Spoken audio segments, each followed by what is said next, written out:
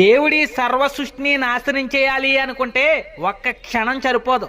దేవుడి సృష్టిని నాశనం చేయడానికి కత్తులు, సుత్తులు, కొడవల్లో 10 చేతులు, 4 తలకాయలు, 3 కళ్ళు అవసరంలా.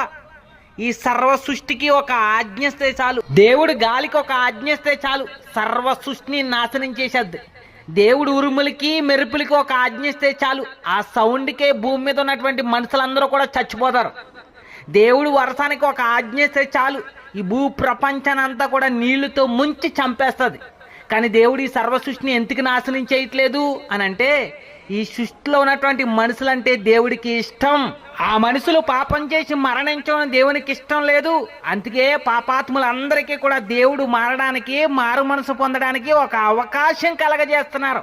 ఆ అవకాశాన్ని కొంతమంది అజ్ఞానులు నిర్లక్ష్యం చేస్తున్నారు. ప్రియ స్నేహితుడా, దేవుడి ప్రేమని చాతకానతనంగా తీసుకోవద్దు.